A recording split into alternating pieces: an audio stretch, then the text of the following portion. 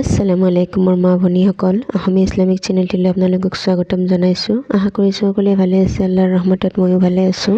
আজি আমি কথা পাতিম শবে কদৰ সম্পৰ্কে। শবে কদৰ কোনদিনাখন হয় আৰু শবে কদৰ ৰাতি ইবাদত কৰিলে কি ফায়দা হয়।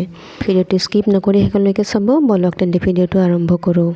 মোৰ মা ভনীসকল, ৰমজানুল মুবাৰকৰ ৰাতিসমূহৰ ভিতৰত এনেকুৱা এটি ৰাতি আল্লাহ তাআলাই ৰাখিছে যাক শবে কদৰৰ ৰাতি বুলি কোৱা হয়। এই ৰাতিটো অত্যন্ত বৰকতপূৰ্ণ।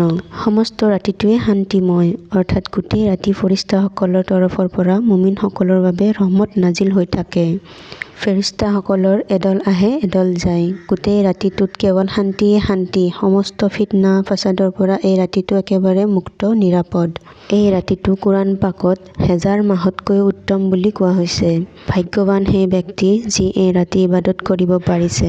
হাদিছ শৰীফত হযৰত আনাছ ৰাদিয়াল্লাহু তাআলা আনহুৰ পৰা বৰ্ণিত আছে যে হুজুৰ পাক সাল্লাল্লাহু আলাইহি ওয়াসাল্লামে ইৰশাদ ফৰমাইছে যে শবে কদৰ একমাত্ৰ মোৰ উম্মতকে দান কৰা হৈছে। পূৰ্বৱৰ্তী আন কোনো উম্মতক দান কৰা হোৱা নাই। উম্মতে মুহাম্মাদিক শবে কদৰ দান কৰাৰ কাৰণ হৈছে, এটি বৰ্ণনাত কোৱা হৈছে যে এবাৰ হুজুৰ পাক সাল্লাল্লাহু আলাইহি ওয়াসাল্লামে পূৰ্বৱৰ্তী উম্মতসকলৰ দীৰ্ঘায়ু দেখি ভাবিলে যে মোৰ উম্মতৰ আয়ুস তেওঁলোকৰ তুলনাত একেবাৰেই কম। সেয়েহে মোৰ উম্মতে যদি নেক আমল পূৰ্বৱৰ্তী উম্মতৰ সমান কৰিব বিচাৰে তেন্তে কেতিয়াও কৰিব নোৱাৰিব। এই বুলি ভাবি হুজুৰ সাল্লাল্লাহু আলাইহি ওয়াসাল্লাম দুখিত হ'ল। এই অভাৱ পূৰণ কৰিবলৈ পৰম কৰুণাময় আল্লাহ তাআলাই উম্মতে মুহাম্মাদিক শবে কদৰ দান কৰিলে আৰু লগে লগে সূৰা কদৰ নাজিল হ'ল।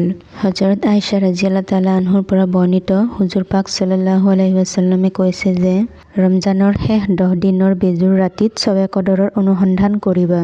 গতিকে মোৰ মা ভনীসকল, শবে কদৰৰ ৰাতি 20 ৰোজা যোৱাৰ পিছত বেজুৰ ৰাতি 21, 23, 25, 27 আৰু 29 এই 5টা ৰাতিৰ ভিতৰত আমি বিচাৰিব লাগিব। আপুনি ৰোজা কেইটা গৈছে সেয়া হিচাপ নকৰিব। তাৰাবি কেইটা গ'ল আপুনি সেয়া হিচাপ কৰিলে আপোনাৰ হিচাপত খেলিমেলি নহ'ব।